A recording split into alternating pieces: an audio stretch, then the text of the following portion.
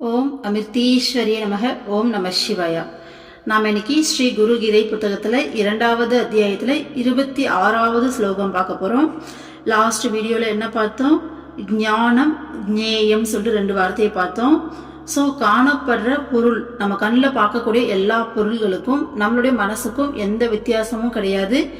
அதுவும் வேற வேற இல்லை, எல்லாமே ஒன்று தான் அப்படிங்கிற அந்த வேறுபாடுகள் மறைஞ்சாதான் முக்தி அடைய முடியும். ஆனா இப்படியெல்லாம் நம்ம என்னதான் பேசினாலும், 100 கோடி சாஸ்திர நூல்களை படிச்சாலும், எவ்வளவு அறிவு கிடைச்சாலும் குருவோடைய அருள் இல்லைன்னா மன அமைதி கிடைக்காது அப்படின்னு சொல்லிட்டு பார்த்தோம். அதே மாதிரி குரு கருணை அப்படிங்கிற வாளால குருவை பிணைச்சிருக்கக்கூடிய அந்த 8 கயிறுகளை அறுப்பாரு, அறுத்து அந்த பரமானந்தத்தை கொடுப்பாரு அப்படின்னு சொல்லி பார்த்தோம். அந்த 8 கயிறுகள் பார்த்தீங்கன்னா தாழ்வு மனப்பான்மை, நம்மளை பற்றின அந்த திமிரு அகங்காரம் அப்படிங்கிற உயர்ந்த மனப்பான்மை சொல்லிட்டு, ஸோ எல்லா அகங்காரங்களையும் தன்னுடைய கருணைங்கிற வாளால் அழித்து பரமானந்தத்தை கொடுப்பாரு அப்படின்னு சொல்லி பார்த்தோமா. அடுத்தது, குருவை பற்றி தப்பாக பேசினா, நிந்தனை பண்ணால் என்னெல்லாம் தண்டனை கிடைக்கும் அப்படிங்கிற மாதிரி அந்த விஷயங்கள்லாம் பார்த்தோமா. ஓகேங்களா? ஸோ அடுத்த ஸ்லோகா பாருங்க. இன்னைக்கு அத்வைதம் பாவயே நித்யம் சர்வாவஸ்தாசு சர்வதா கதாசிதபி நோ குர்யாத் அத்வைதம் குரு சந்நிதௌ. எல்லா சூழ்நிலைகளிலும் எப்போதும் அத்வைத பாவனையை கை கொள்ள வேண்டும். ஆனால் குருவின் சந்நிதியில் ஒரு நாளும் அத்வைத மனோபாவத்துடன் செயல்படக்கூடாது. ஸோ இவங்க என்ன சொல்றாங்கன்னா, எல்லா சூழ்நிலையிலையும் நம்ம அத்வைத மனப்பான்மையோட தான் இருக்கணும். ஆனா குருவுடைய சந்நிதியில மட்டும் அத்வைத மனப்பான்மையோட கண்டிப்பா இருக்கக்கூடாது அப்படின்னு சொல்றாங்க. ஸோ அத்வைத மனப்பான்மை, அத்வைத பாவனை அப்படின்னா என்ன அப்படின்னா, எல்லாமே ஒண்ணுதான் சொல்றோம் இல்லையா? இங்க எல்லாமே ஒண்ணுதான், வேற எதுவுமே கிடையாது. நீங்களும் நானும் நம்ம பார்க்குற பொருட்களும் பார்க்க வேற வேற மாதிரி தெரியுது. ஸோ இது ஆனால் எல்லாமே இங்கே ஒன்று தான், சேம் தான். இதை தாண்டி எதுவுமே கிடையாது. நம்மளுடைய ஜீவாத்மாவும் நம்மளுடைய பரமாத்மாவும் எல்லாமே ஒன்று தான் அப்படின்னு சொல்லி நம்ம பார்க்குறோம் இல்லையா? ஸோ பரமாத்மாவுடைய ஒரு துகள் தான் நாம, நமக்கும் அதுக்கு எந்த வித்தியாசமும் கிடையாது. நாமளும் அவங்களும் சேம், ஒரே ஈக்குவல். ஏன்னா அம்மாவும் அப்படிதான் பார்ப்பாங்க நம்மள, அப்படிலாம் சொல்லி நம்ம பார்க்குறோம் இல்லையா? அப்போ நம்ம எல்லா சூழ்நிலைகளிலும் எல்லா இடத்துலையும் இந்த மனப்பான்மையோட தான் பார்க்கணும். இங்க இந்த இறை சக்தி மட்டும்தான் இருக்கு, வேற எதுவுமே இல்லை. இறை சக்தி அப்படின்னு சொல்றதை தாண்டி நம்மளும் அதுவும் வேற வேற கிடையாது, எல்லாமே ஈக்குவல் தான் அப்படின்ற அந்த இருமை மனப்பான்மை இல்லாம ஒருமையான மனப்பான்மையோட எல்லா சூழ்நிலைகளிலும் அந்த பாவத்துல தான் நம்ம இருக்கணும். ஆனா குருவுடைய சந்நிதியில மட்டும் நம்ம அந்த மனோபாவத்தோட இருக்கக்கூடாது. ஏன் இருக்கக்கூடாது அப்படின்னா, அந்த மனோபாவம் வந்துச்சுன்னா நம்ம அங்கே போய் நமக்கு என்ன தோணும்? ஏன்னா நம்ம அகங்காரத்தில் இருக்கோம், நான் அப்படிங்கிற தன்மையில் இருக்கோம், நம்ம இன்னும் முக்தி அடையலை, இன்னும் ஞானம் நமக்கு கிடைக்கல இல்லையா? ஸோ நம்ம அவங்க கூட இன்னும் கலக்கலை, நாம நான் அப்படிங்கிற அந்த குறுகிய நான்ல தான் இருக்கும். அப்போ நம்ம அங்கே போயிட்டு குருவுடைய சந்நிதியில் நம்ம அப்படி பார்த்தோம்னா, நம்மளும் குருவும் ஈக்குவல், நம்மளும் அவங்களும் ஒன்று தான், வேற வேற கிடையாது அப்படிங்கிற மனோபாவத்தில் நம்ம இருந்தோம்னா அது அகங்காரம். அந்த மனோபாவம் எப்போ வரணும்னா அது தானாவே வரும், எப்போ நம்ம முக்தி அடைஞ்சு நாம அவங்களோட கலக்குறோமோ. ஓகேங்களா? ஸோ அந்த டைம்ல தானாவே அவங்களும் இவங்களும் வேற வேற இல்லைன்னு சொல்லி ஒன்னா கலந்து போயிடுவாங்க, அது வேற விஷயம். ஆனா நம்ம இந்த மனசை கொண்டு நாமளும் நம்மளுடைய குருவும் ஒண்ணுதான் அப்படின்னு நினைச்சோம்னா நமக்கு மரியாதை வராது, நம்ம கத்துக்க வேண்டிய விஷயத்த கத்துக்க மாட்டோம், பணிவு வராது. நம்ம குருவுடைய சந்நிதியில அது அகங்காரம் ஆயிடும். நம்ம பாத்தீங்கன்னா தகுதியற்ற பாத்திரம் ஆயிடும், குருவுடைய அருளுக்கு தகுதியற்ற ஒரு பாத்திரமா மாறி போயிடுவோம். சரிங்களா? ஸோ அதனால எல்லா சூழ்நிலையிலையும் இந்த எல்லாமே அந்த ஒன்னஸ் அப்படின்ற கான்செப்ட், இங்க எல்லாமே ஒண்ணுதான், நாம தான் எல்லாமே அப்படின்ற அந்த மனோபாவத்தோட பார்த்து நம்ம பிராக்டிஸ் பண்ணோம். பிராக்டிஸ் பண்ண பண்ண பண்ண பண்ணதான் நமக்கு அந்த மனோபாவம் வளர்ந்து நாம ஒரு மெச்சூரிட்டிக்கு வருவோம். ஆனா குருவோட சந்நிதியில அந்த மனோபாவம் இருக்கக்கூடாது. ஓகேங்களா? அப்படி இருந்தா அது அகங்காரத்துல போய் முடிச்சிடும். ஸோ அதுதான். அடுத்தது பாருங்க. த்ரிச்ய விஸ்மிருதி பர்யந்தம் குர்யாத் குரு பதார்ச்சனம் தாத்ரு சஸ்யைவ கைவல்யம் ந ச தத்வ்யதிரேகினஹ. காணும் பிரபஞ்சத்தின் மறதி ஏற்படும் வரை குருவின் சரணங்களை அர்ச்சிக்க வேண்டும். இவ்விதம் செய்பவனுக்கு மட்டுமே கைவல்ய பதம் கிடைக்கும். அப்படி செய்யாதவனுக்கு முக்தி கிடைக்காது. ஸோ என்ன சொல்றாங்கன்னா, நம்ம பார்க்குற இந்த பிரபஞ்ச உணர்வு இருக்கும் இல்லையா, ஸோ இப்போ நான் பார்த்துட்டு இருக்கேன், இதில் இந்த பொருளுக்கு நான் பேசிட்டு இருக்கேன், நம்மளுடைய அந்த உணர்வு நிலை, அந்த கான்ஷியஸ் மைண்ட் இருக்கு இல்லையா, அந்த கான்ஷியஸ்னஸ்ஸே போயிட்டு, ஓகேங்களா, நம்மளை சுற்றி என்ன நடக்குது, நம்ம யாரு அப்படிங்கிற நம்மளுடைய ஒட்டுமொத்த நினைவை இழக்கிற அளவுக்கு எழுந்து போய் அப்படியே அந்த குருவுடைய பாதத்தை அர்ச்சிக்கிறோம் இல்லையா, குருவுடைய சரணங்களை அர்ச்சிக்கிறோம் இல்லையா. ஸோ குரு பாதம், குரு சரணம், குருவோடைய நினைவுல, ஓகேங்களா, குருவோடைய நினைவுல நம்மளை சுற்றி என்ன நடக்குது, நம்ம யாரு, இங்கே என்ன, எல்லா நினைவுகளும் முழுசாக மறந்து போய் அப்படியே அவங்களுக்குள்ள மூழ்கி போயிடணுமா. ஓகேங்களா, இப்படி யார் மூழ்கிறாங்களோ அவங்களுக்கு தான் பார்த்தீங்கன்னா கைவல்யம் அப்படிங்கிறது வசப்படுறதுன்னு சொல்லுவாங்க இல்லையா. நமக்கு பார்த்தீங்கன்னா இப்போ ஒரு கலையை கற்றுக்கிறோன்னா அந்த கலை கைவல்யப்படணும், வசப்படணும்னு சொல்லுவாங்க, அதில் நல்லா தேர்ச்சி பெறுறது. ஸோ அந்த மாதிரி அந்த கைவல்ய பதம் கிடைக்குமா, அதாவது முக்தி பதம். ஓகேங்களா, ஸோ அந்த பிரபஞ்ச உணர்வையே முழுமையா இழந்து நம்ம யாரு என்ன பண்ணிட்டு இருக்கோன்ற அந்த நினைவை இழக்கிற அளவுக்கு குருக்குள்ள யார் முழுகிறாங்களோ அவங்களுக்கு தான் அந்த முக்தி பதம் கிடைக்குமே தவிர அப்படி மூழ்காதவங்களுக்கு அந்த முக்தி பதம் கிடைக்காதுன்னு சொல்றாங்க. ஸோ குருவுக்குள்ள தன்னையே மறந்து முழுமையா அப்படி மூழ்கி போயிடணும். ஓகேங்களா, அப்படி போக போக போக தான் நாம குருவோட நாம வேற இல்லை, குரு வேற இல்லைன்ற அந்த ஸ்டேட் அடையிறதுக்கான வழி இதுதான். மூழ்கி மூழ்கி மூழ்கி அவங்களுக்குள்ளேயே முழுமையா ஒரு ஸ்டேட்ல நாம அப்படியே கரைஞ்சு போயிடுவோம். ஓகேங்களா, அடுத்தது பாருங்க. அபி சம்பூர்ண தத்வஜ்ஞோ குரு தியாகி பவேத்யதா பவத்யேவ ஹி தஸ்யாந்த காலே விஷேவ முத்கடம். ஒருவன் முழுமையான தத்துவ ஞானம் பெற்ற பின்னும் தனது குருவை துறந்து சென்றால் இறுதி காலத்தில் அவனது மனதில் மிக பெரும் அறியாமை தோன்றவே செய்யும். ஸோ மொத்தமா அந்த முழுமையான தத்துவ ஞானம் எல்லாமே பெற்று விட்டாலும், ஓகேங்களா, குருவை விட்டுட்டு போனா இறுதி காலத்துல அவனுடைய மனசுல மிக பெரிய அறியாமை தோன்றும் அப்படின்றாங்க. ஓகேங்களா, ஸோ குருவுடைய முக்கியத்துவத்தை கொடுக்குறாங்க, சொல்றாங்க. ஸோ எல்லாமே உனக்கு குரு கிட்ட இருந்து கிடைச்சிடுச்சு அப்படின்னாலும் நீ என்ன பண்ணக்கூடாது, குருவை துறக்கக்கூடாது. எப்பயுமே குருவோடைய நிழல்ல, குருவோடைய அந்த ஆசீர்வாதத்துல, குருவோடைய அருளோடு தான் நீ இருக்கணும். ஸோ குருவை அதான் எல்லாமே கத்துக்கிட்டுமே, இனிமே என்ன அப்படின்ற மாதிரி அந்த ஒரு நினைப்புல நம்ம தூரம் வந்தோம் அப்படின்னா நம்மளுடைய கடைசி காலத்துல நமக்கு மிகப்பெரிய அறியாமை, தத்துவ ஞானம் அப்படிங்கிறது எல்லாத்தையும் அறிகிற அந்த அறிவு, ஆனா கடைசி காலத்துல அந்த அறிவு எல்லாமே மறைஞ்சு அறியாமை, முழுமையான அறியாமை தோன்றும் அப்படின்னு சொல்றாங்க. ஓகேங்களா, ஏன் இந்த கடைசி காலத்துல சொல்றாங்கன்னா, அந்த கடைசி நம்ம உயிர், நம்ம ஆத்மா நம்ம உடலை விட்டு பிரியும் போது அந்த அறிவோட இந்த உலகம் மாயை இது எதுவுமே வேண்டாம், இறைவா நீ மட்டும்தான் வேணும்னு சொல்லி நம்ம வெளியில போகும்போது தான் நமக்கு அடுத்த பிறவி இருக்காது. ஆனா அந்த அறியாமை தோன்றிச்சுன்னா திரும்பவும் இந்த லூப்ல சிக்கணும். ஸோ குருவோடைய அந்த துணை குருவை எப்பயுமே துறக்கக்கூடாது, குருவோட துணையோட தான் எப்பயுமே இருக்கணும் அப்படின்னு சொல்றாங்க. அடுத்த ஸ்லோகா பாருங்க. குரு காரியம் ந லங்கேத ந ப்ருஷ்ட்வா காரியமாசரேத் ந ஹ்யுதிஷ்டேத்தி சே ஹனத்வா குரு சத்பாவ சோபிதஹ. குருவே இறைவன் என்று அறியும் சீடன் குரு ஒப்படைத்த செயலில் இல்லாவிடில் குரு சேவையில் எந்தவித குறையும் வர அனுமதிக்க கூடாது. குருவிடம் கேட்காமல், அனுமதி இல்லாமல் எதுவும் செய்யக்கூடாது. குரு இருக்கும் திசையை நோக்கி நமஸ்கரிக்காமல் எழக்கூடாது. சோ குருதான் இறைவன் சொல்லி இப்ப நமக்கு எல்லாம் தெரிஞ்சிருச்சு இல்லையா, அதுதானே பார்த்துட்டு வரோம்.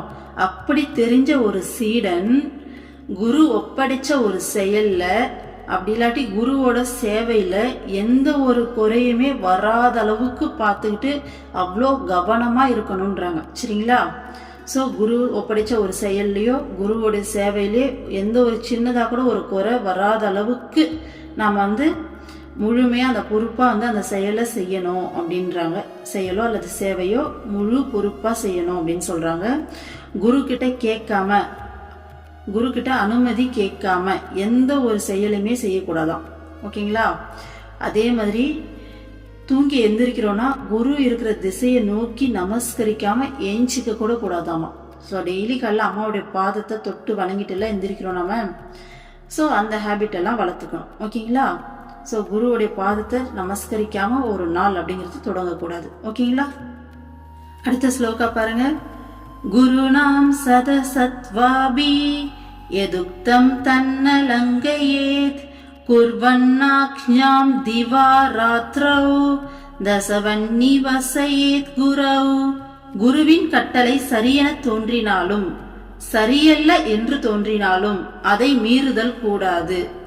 குருவின் கட்டளையை சிறமேற்கொண்டு சீடன் இரவும் பகலும் தாசனை போல் குருவுடன் வசிக்க வேண்டும். ஓகேங்களா? ஸோ குரு ஒரு விஷயம் சொல்லிட்டாருன்னா அது சரின்னு சொல்லி நமக்கு ஒரு மனசு இருக்கு இல்லையா, நம்ம மனசை அனலைஸ் பண்ணும் இல்லையா. ஆனா அந்த அனலைஸே இருக்கக்கூடாது. அது சரியோ தப்போ குரு சொல்லிட்டாங்க அதை செய்யணும். ஓகேங்களா?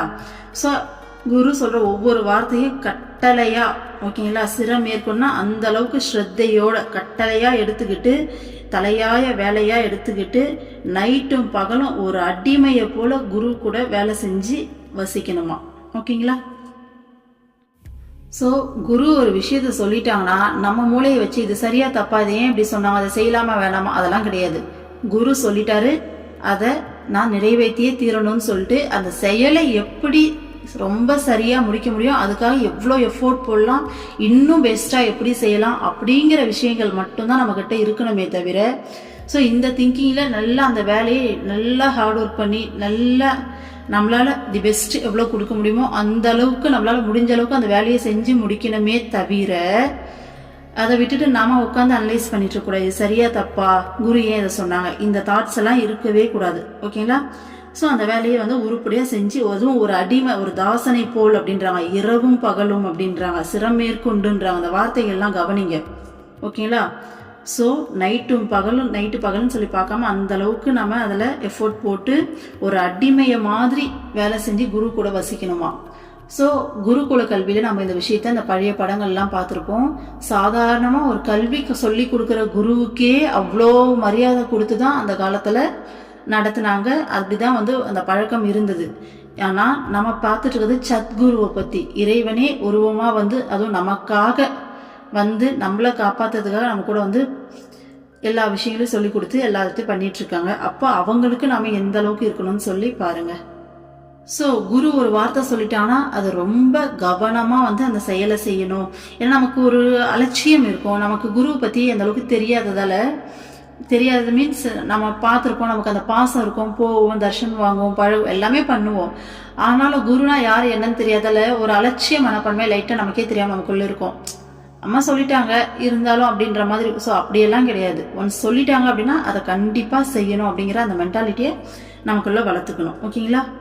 இதுக்கு சிம்பிளா ஒரு உதாரணம் சொல்லணும்னா, அம்மா கல்யாணம் பண்ணாத, உனக்கு வேண்டாம், என் கூட பிரம்மச்சாரினியா வந்துரு அப்படின்னு சொல்லி கூப்பிடும்போது உண்மையாலுமே அம்மா கூட பிரம்மச்சாரி எல்லாரையும் அம்மா பார்த்து அப்படி கூப்பிட மாட்டாங்க. யாருக்காச்சும் லைஃப்ல மிகப்பெரிய தப்பா இருக்கு, அவங்க தலையெழுத்தே ரொம்ப மோசமா இருக்கு, இந்த உலக வாழ்க்கையில போனா அவங்க படாத பாடு படணும் அப்படிங்கிறவங்கள மட்டும்தான் அம்மா கூப்பிடுவாங்க. அப்படி கூப்பிட்டு அம்மா கூட வந்தவங்களுக்குலாம் தலையெழுத்தே மாறி போய் இன்னைக்கு ஆசிரமத்துல மிகப்பெரிய மூத்த சுவாமிஜிங்களா இருக்கக்கூடிய அளவுக்கு அவங்களுக்கு அந்த அளவுக்கு ஒரு மகாத்மா கூட அவங்களும் அந்த முக்தி அடைஞ்சு இறைவனோட கலந்து அப்படியே அப்பேற்பட்ட ஒரு வாழ்க்கையை வாழ்ந்துட்டு இருக்காங்க. இதே அம்மா பேச்சு கேட்காம சூழ்நிலை காரணமாவோ வேற ஏதோ ஒரு காரணமாவோ வராம அவங்க பாத்தீங்கன்னா உலக வாழ்க்கையில போகும்போது அவங்களுடைய தலையெழுத்துப்படி எல்லா கஷ்டங்களையும் அனுபவிச்சு சிக்கி சின்ன பண்ணமாகி வாழறவங்களும் இருக்காங்க. ஓகேங்களா? ஸோ இதுதான் குரு பாத்தீங்கன்னா ஒரு வார்த்தை சொல்றாங்கன்னா நாம அதை முழுமையா கேட்கணும். ஏன்னா நம்மளுடைய பாஸ்ட்ல இருந்து நம்மளுடைய ஃபியூச்சர் வரைக்கும் எல்லாமே குருவுக்கு தெரியும். ஸோ அவங்க ஒரு வார்த்தை சொல்றாங்கன்னா 100% அதுல நம்மளோடைய நல்லதுக்காக தான் சொல்லுவாங்க. ஒரு இம்மி அளவு கூட அவங்களுக்கு அதில் சுயநலம் அப்படிங்கிறது இருக்காது. அதனால சிம்பிளா குரு சொன்னா அதை நம்ம கேட்டே ஆகணும் அப்படிங்கிற அந்த மென்டாலிட்டியை மட்டும் நாம வளர்த்துக்கணும். ஓகேங்களா? அடுத்த ஸ்லோகா பாருங்க. அதத்தம் ந குரோர் திரவ்யம் உபபுஞ்சித கர்ஹிசித் தத்தம் சரங்கவத் கிராஹ்யம் பிராணே அப்யேதேன லப்யதே. குரு தராமல் குருவின் பொருளை ஒரு நாளும் அனுபவிக்க கூடாது. குரு அளிப்பதை ஒரு அடிமையை போல் ஏற்றுக்கொள்வதன் மூலம் சீடனுக்கு தீர்க்காயும் கிடைக்கிறது. ஸோ குரு கொடுத்தாதான் அவருடைய பொருளை நாம அனுபவிக்கணும். அவருடைய அனுமதி இல்லாம அவருடைய பொருட்களை எடுத்து அனுபவிக்கிறது அப்படிங்கிறது இருக்கக்கூடாது. அதே மாதிரி குரு நமக்கு கொடுக்குற ஒரு விஷயத்த, எந்த ஒரு பொருளா இருந்தாலும் எதுவா இருந்தாலும் ஒரு அடிமை மாதிரி வாங்கிக்கிட்டு அதை நாம ஏத்துக்கணுமா. அப்படி ஏத்துக்கிறது மூலமா நமக்கு தீர்க்காயுள் கிடைக்குமா. ஓகேங்களா. ஸோ நம்ம இப்ப என்ன எடுத்துக்கோங்களேன், குரு அப்படின்றவங்க அம்மா, நம்மளோட அம்மா, என் அம்மா அப்படிங்கிற அந்த பாசத்துல மட்டும்தான் பார்த்துட்டு இருக்கேனே தவிர, அம்மான்றவங்க எப்பேற்பட்டவங்க, அவங்களுக்கு எந்த மாதிரிலாம் மரியாதை கொடுக்கணும் அப்படிங்கிற விஷயம்லாம் இந்த புக்கில் படிக்கும்போது தான் இன்னும் ஆழமாக புரியுது இல்லையா. ஸோ என்னதான் நம்மக்கிட்ட அம்மா வந்து நெருங்கி பழகினாலும், எவ்வளோதான் வந்து ஹெல்ப் பண்ணி நம்ம கூட வந்துட்டு அப்படி நெருங்கி அப்படி அந்தளவுக்கு உயிரும் உடலுமா நம்ம கூட கலந்து இருந்தாலும், நம்ம அம்மாவை குருவாக பார்க்கும்போது அந்த மரியாதையோடு பார்க்கணும். ஒரு அடிமையை போல தான் அவங்கக்கிட்ட போய் நிற்கணும். நம்ம அந்த என்ன சொல்கிறது, நம்மளுடைய அந்த லைட்டான அந்த திமிரு தெனாவட்டு லைட்டாக நம்ம அம்மா அப்படின்ற அந்த கேஷுவலாக போய் நிற்கிறது, அதெல்லாம் இருக்கக்கூடாதுன்றாங்க. ஸோ நான்லாம் இந்த விஷயத்தெல்லாம் நிறையா மாற்றிக்கணும். ஸோ குரு முன்னாடி ஒரு அடிமை மாதிரி அந்த மனநிலையில் போயிட்டு இருக்கணுமாமா, நிற்கணுமாமா. ஓகேங்களா. ஸோ அவங்க கொடுக்குறத அடிமை மாதிரி ஏற்றுக்கணுமாமா. ஸோ இன்னும் அந்த நம்மளுடைய அந்த பணிவையும் அந்த என்ன சொல்கிறது, நம்ம மனசை இன்னும் தாழ்மைப்படுத்திக்கிட்டு அந்த பணிவோடு அவங்க முன்னாடி நடந்துக்கணும். அடுத்தது பாருங்க, பாதுகாசன செய்யாதி குருநாயத பீஷ்டிதம் நமஸ்குர்வீத தத் சர்வம் பாதாப்யாம் ந சப்ருசேத் க்வசித். குரு உபயோகிக்கும் பாத அணி, ஆசனம், படுக்கை போன்றவற்றை ஒரு நாளும் கால்களால் மிதிக்க கூடாது. மாறாக அவற்றை நமஸ்கரிக்க வேண்டும்.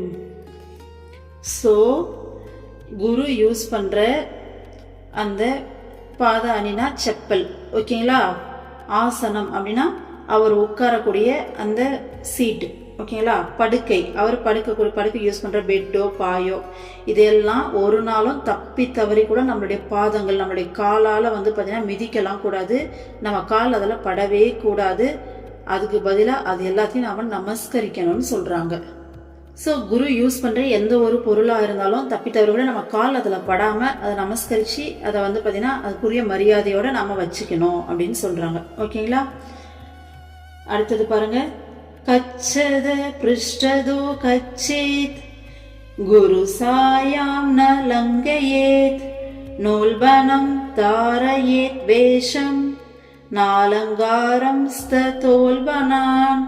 குரு நடக்கும் போது அவருக்கு பின்னால் நடக்க வேண்டும். குருவின் நிழலை தாண்டக்கூடாது. குருவுக்கு முன்னால் ஆர்ப்பாட்டமான வேடமும் அலங்காரமும் செய்வது கூடாது.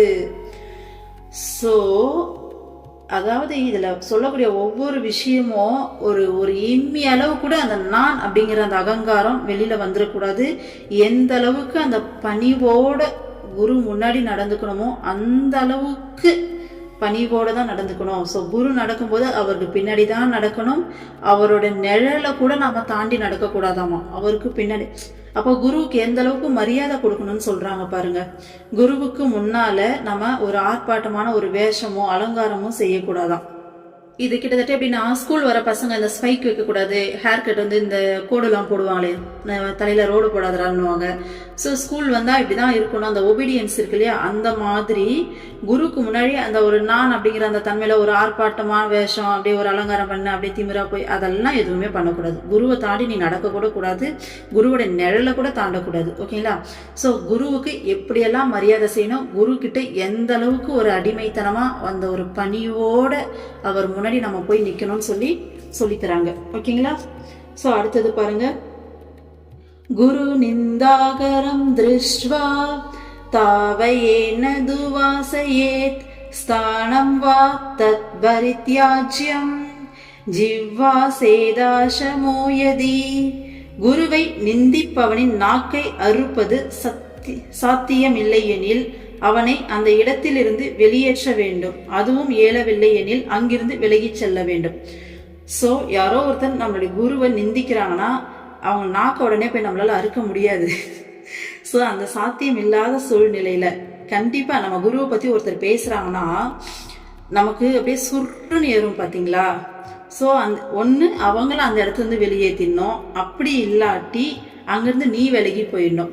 ஸோ எனக்கு இதை பற்றி ஆசிரமத்தில் கேட்கும்போது எனக்கு என்ன சொன்னாங்கன்னா, இந்த மாதிரி அவங்களுக்கு புரியலன்றதுக்காக தேவையில்லாமல் அனாவசியமாக பேசுகிறாங்க அப்படின்னு சொல்ல எனக்கெல்லாம் கோபம் தாங்கவே முடியலன்னு சொல்லும்போது, தப்பு அம்மாவே சொல்லியிருக்காங்களாம், நீ கோவம்லாம் படக்கூடாது, அவங்க எதனா பேசட்டும்னு சொல்லிட்டு அந்த இடத்துல நீ மூவ் ஆகிடு, அவங்க கூட நீ பேச்சு வச்சுக்காத, உன் மனசுல எந்த ஒரு எதிர்வினையும் உன் மனசுல தோன்றக்கூடாது.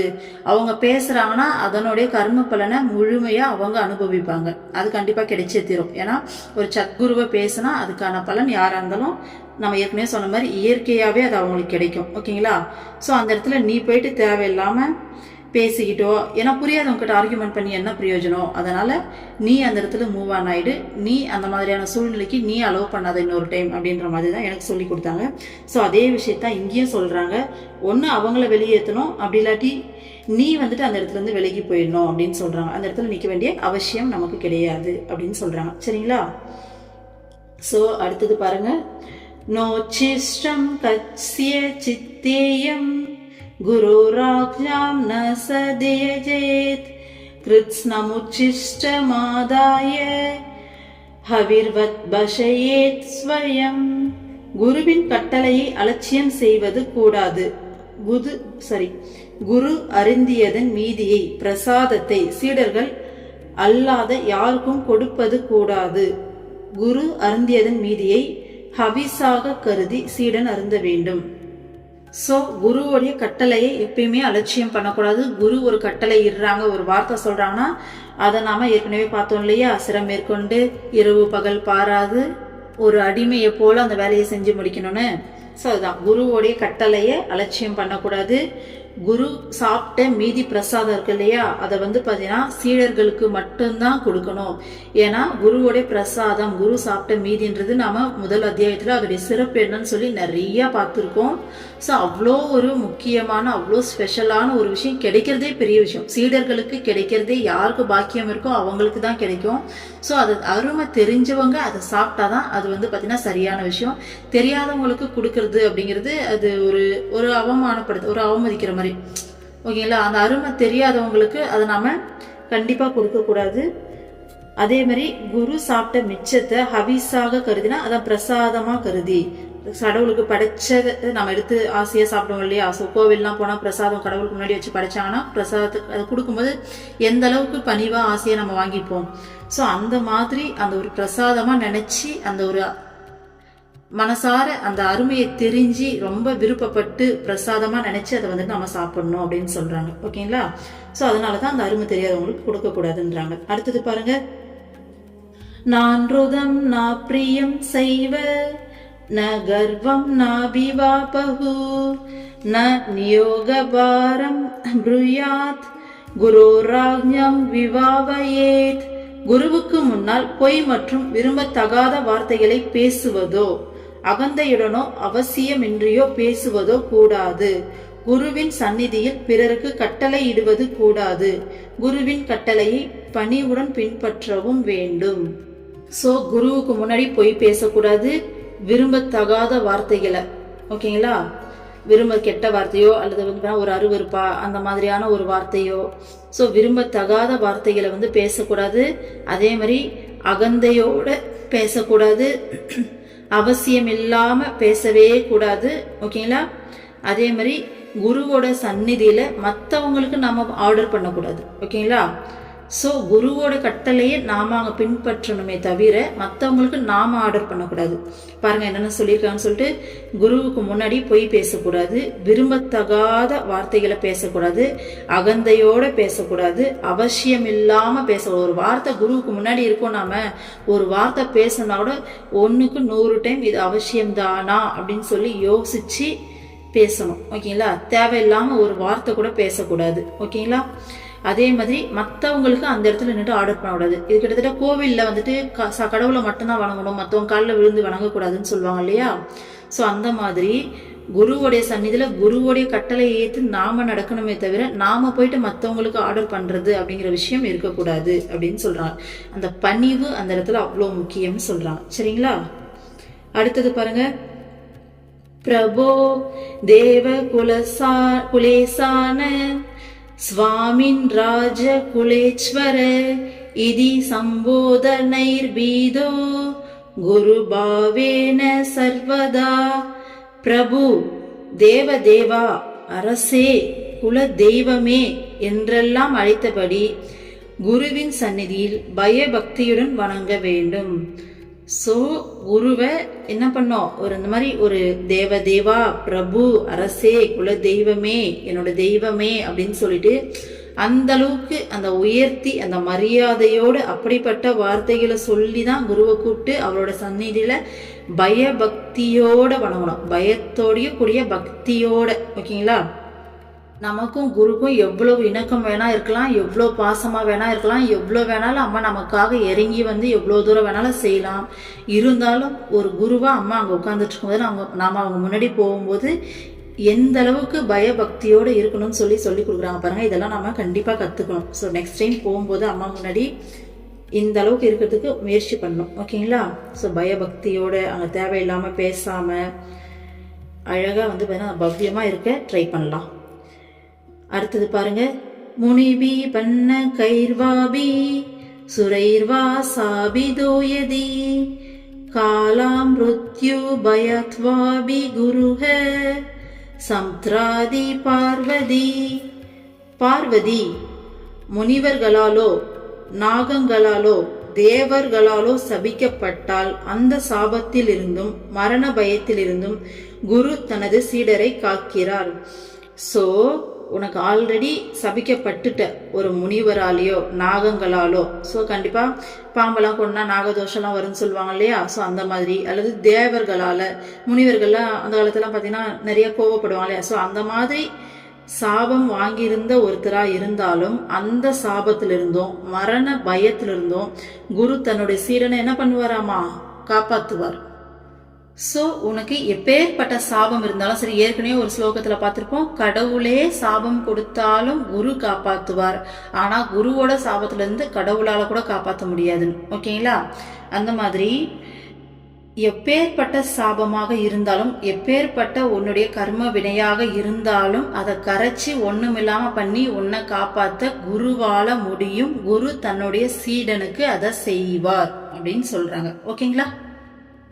அடுத்த ஸ்லோகா பாருங்க. அசக்தா ஹி சுராத்யாச்ச ஹி அசக்தா முனியஸ்ததா குரு சாவோபவன்னஸ்ய ரக்ஷணாய ச குத்ரசீத்.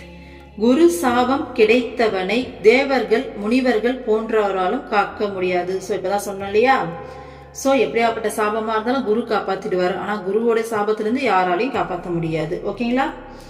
ஸோ அடுத்தது பாருங்க. மந்திர ராஜமிதம் தேவி குரு ரித்யக்ஷரத்வயம் சம்ருதி வேத புராணானாம் சாரமேவ ந சம்சயஹ.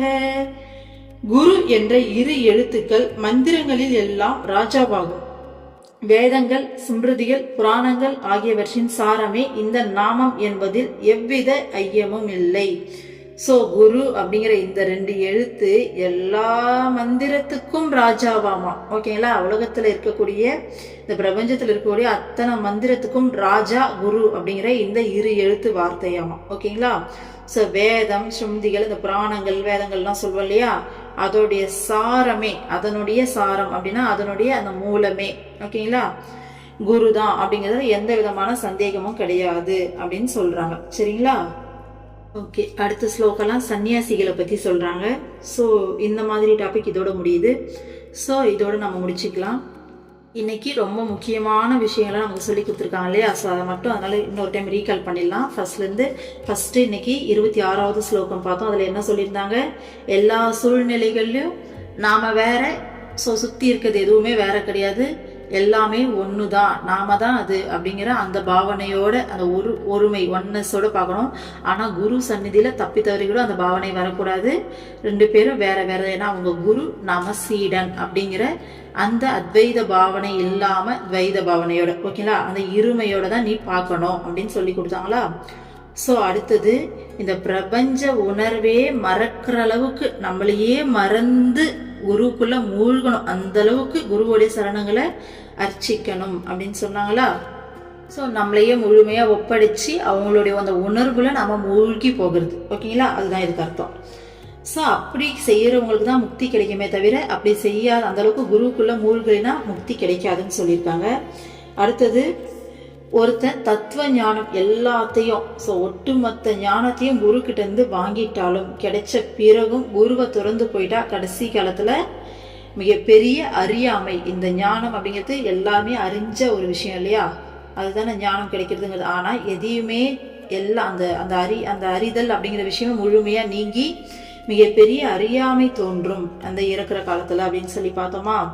அடுத்தது குருவே இறைவன் அப்படின்னு சொல்லி தெரிஞ்ச ஒரு சீடன் வந்து பாத்தீங்கன்னா, குரு தனக்கு ஒப்படைச்ச ஒரு வேலை, அதாவது குருவோட சேவையில எந்த விதமான குறையும் வர்றதுக்கு அனுமதிக்க கூடாது.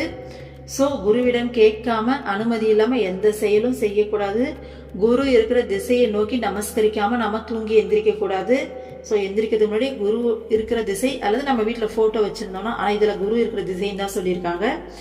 ஸோ குருவோடைய திருப்பாதங்களை தொட்டு வணங்கிட்டு அப்புறமா தான் நம்ம எந்திரிக்கணும், ஓகேங்களா. ஸோ மானசீகமா. அடுத்தது பாருங்க, குருவோட கட்டளை, குரு ஒரு கட்டளை போட்டார்னா இது சரியா தப்பான்னு நாம அனலைஸ் பண்ணக்கூடாது. குரு சொல்லிட்டார் அவ்வளோதான். அதனால அந்த வேலையை ரொம்ப சின்சியரா நைட்டு பகல்னு பார்க்காம ஒரு அடிமை மாதிரி செஞ்சு முடிக்கும், ஓகேங்களா. அடுத்தது குரு தராம அவருடைய பொருள் எதையுமே நாம யூஸ் பண்ணக்கூடாது. ஒருவேளை அவர் நமக்கு கொடுத்துட்டார் ஒரு பொருளை அப்படின்னா அதை ஒரு அடிமையை மாதிரி ஏத்துக்கிட்டு நாம அதை ஏத்துக்கிட்டு அதை யூஸ் பண்றது மூலமா, ஓகேங்களா, நமக்கு தீர்க்காயுள் கிடைக்கும் அப்படின்னு சொல்லியிருக்காங்க. அதே மாதிரி குரு யூஸ் பண்ற செப்பல், ஓகேங்களா, பாத அணி, அவர் யூஸ் பண்ண அந்த ஆசனம், உட்கார்றதுக்கு அவர் யூஸ் பண்ற அந்த ஆசனம், சேர், ஓகேங்களா.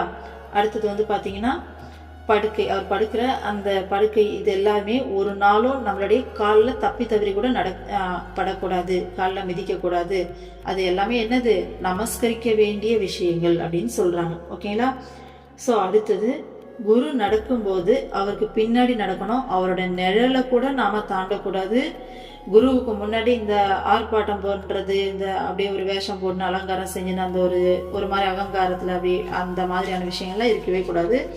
முழுமையா அந்த பணிவோட நடந்துக்கணும் அப்படின்னு சொல்றாங்க. ஒருத்தர் குருவை நிந்திக்கிறாங்க நம்ம கண் எதிரிலே அப்படின்னா அவங்க நாக்கு அறுக்க முடியலனாலும் ஒண்ணு அவங்கள அந்த இடத்த விட்டு வெளியே அனுப்பினோம், இல்லையா நாம அந்த இடத்துல இருந்து வெளியே வந்துடணும், ஓகேங்களா. ஸோ இதுல பெட்டர் பாத்தீங்கன்னா நாம அந்த இடத்துல இருந்து வெளியே வந்துடுறது, ஓகேங்களா. ஸோ அடுத்தது பாருங்க, குருவுடைய கட்டளையை பாத்தீங்கன்னா அலட்சியம் செய்யக்கூடாது. ஏன் நம்ம குருவை பத்தி பேசுறாங்க, நம்ம ஏன் அந்த இடத்துல எதிர்த்து பேசக்கூடாது அப்படின்னு சொல்லி தோணலாம். அது பாத்தீங்கன்னா புத்திசாலித்தனமான செயல் இல்லை, ஓகேங்களா. ரொம்ப பண்றாங்க அப்படின்னா நம்ம அந்த இடத்துல கண்டிப்பா பேசிதான் ஆகணும் அப்படிங்கிற சூழ்நிலையில பேசலாம், அது வேற விஷயம். ஆனா மற்ற நேரங்கள்ல புரியாதவங்க கிட்ட, ஓகேங்களா, அவங்களுக்கு புரியல, அறியாமையில் இருக்காங்க, அவங்களுக்கு சுத்தமா நம்ம குருனா யாருன்னே தெரியல, அப்படி தெரியாதவங்க கிட்ட நம்ம போய் பேசுறதுங்கிறது டைம் வேஸ்ட். நம்ம என்ன பேசினாலும் அவங்களால புரிஞ்சிக்க முடியாது இல்லையா. அப்படி புரியாதவங்க கிட்ட போய் நம்ம பேசுறது எந்த பிரயோஜனமும் இல்லை. பத்தாவதுக்கு அந்த நேரம் நாம இறை சிந்தனையிலேருந்து வெளியில நம்ம டைமை வேஸ்ட் பண்ற மாதிரி, ஓகேங்களா. அவங்களுக்கு நம்மளால புரிய வைக்க முடியாது. ஸோ அதனால அந்த இடத்துல இருந்து லீவ் ஆகுறது பெட்டர் அப்படின்ற மாதிரி சொல்றோம், ஓகேங்களா. ஸோ அடுத்தது குருவோடைய கட்டளையை அலட்சியம் செய்யக்கூடாது. குருவோடைய பிரசாதத்தை, அவர் சாப்பிட்ட மீதியை பிரசாதமா நினைச்சு நாம சாப்பிடணும். ஆனா சீடர்கள் தவிர மற்றவங்களுக்கு அந்த அருமை தெரியாதவங்களுக்கு அதை நாம கொடுக்க கூடாது அப்படின்னு சொல்லி சொன்னாங்களா. அடுத்தது குருவுக்கு முன்னாடி பொய் பேசக்கூடாது, விரும்பத்தகாத வார்த்தைகளை பேசக்கூடாது, அகந்தையோடு நடந்துக்க கூடாது, அவசியம் இல்லாம பேசக்கூடாது. குருவோடைய சன்னதியில நாம மற்றவங்களுக்கு ஆர்டர் பண்ணக்கூடாது. நாம தான் குருவோடைய ஆர்டரை ஏற்று பணிவோடு நடந்துக்கணுமே தவிர மற்றவங்கள ஆர்டர் பண்ணுற அந்தெல்லாம் குருவோட சந்நிதியில் இருக்கக்கூடாது. அடுத்தது குருவை வந்து பார்த்தீங்கன்னா உயரிய வார்த்தைகள் தேவா, பிரபு, அரசே, குல தெய்வமே அப்படிங்கிற உயரிய வார்த்தைகளால் அவங்கள வந்து நம்ம கூப்பிடணுமே தவிர நாம் வந்துட்டு கேர்லெஸ்ஸாக அப்படியெல்லாம் பேசக்கூடாது. குருவோட சந்நிதியில் பயபக்தியோடு அவரை வந்து வணங்கணும் அப்படின்னு சொல்கிறாங்க. அடுத்தது முனிவர்கள், நாகங்கள், தேவர்கள் சொல்லிட்டு எந்த ஒரு சாபமாக இருந்தாலும் அதுலேருந்து குருவால் தன்னுடைய சீரனை விடுவிக்க முடியும், விடுவிப்பார். ஓகேங்களா? ஆனால் குருவோடைய சாபத்துலேருந்து யாராலையும் காப்பாற்ற முடியாது அப்படின்னு சொன்னாங்களா. கடைசியாக வந்துட்டு என்ன சொன்னாங்க, குரு அப்படிங்கிற அந்த 2 எழுத்து வார்த்தை வந்து பார்த்தீங்கன்னா எல்லா மந்திரங்களுக்கும் ராஜா, வேதங்கள், சிம்ருதிகள், புராணங்கள் சொல்லிட்டு எல்லா வேதங்களுக்கும் புராணங்களுக்கும் இதுதான் சாரம். ஓகேங்களா? குருவுடைய நாமம் தான் சாரம் அப்படின்னு சொல்லி முடிச்சாங்க. ஓகேங்களா? ஸோ அடுத்த டைம் நம்ம குருவை பார்க்கும்போது இந்த விஷயங்கள் எல்லாத்தையும் நம்ம மைண்டில் வச்சுக்கிட்டு பயபக்தியோட அந்த பணிவோட ரொம்ப என்ன சொல்றது, இத்தனை நாள் நம்ம எப்படி இருந்தோமோ இனிமே வந்து பார்த்தீங்கன்னா அந்த பணிவோட ரொம்ப அடிமையை மாதிரி முடிஞ்ச அளவுக்கு அந்த பணிவு மனப்பான்மையை வளர்த்து அவங்க முன்னாடி போயிட்டு நாம நிற்கணும். அதனால தான் ஆசிரமத்தில் பார்த்தீங்கன்னா அம்மா அவங்கள தெரிஞ்சவங்க போல, நமக்குலாம் தெரியல, உலக வழியிலேருந்து போனதால் நம்ம அம்மா அப்படின்ற மாதிரி சாதாரணமாக போகிறோம். ஆனால் அங்கே பெரிய பெரிய சுவாமிஜிங்க முக்தி அடைஞ்சவங்களே கூட பார்த்தீங்கன்னா அம்மா கிட்ட வந்து பேசுனா வாயை பொத்திக்கின்னு தான் பேசுவாங்க. ஒரு கை கட்டியிருக்கும், ஒரு கை வாய் பொத்தி இருக்கும். என்ன சொல்றது, அம்மா சொல்றதை மட்டும்தான் கேட்டு தலையாட்டுவாங்களே தவிர இவங்க பதிலுக்கு ஒரு வார்த்தை கூட பேச மாட்டாங்க. அம்மா ஒரு வேளை கேட்குறாங்கன்னா தான் பேசுவாங்க. அந்த பேசுறதோட வாயை பொத்திக்கிட்டு அதுவும் குனிஞ்சிருப்பாங்க.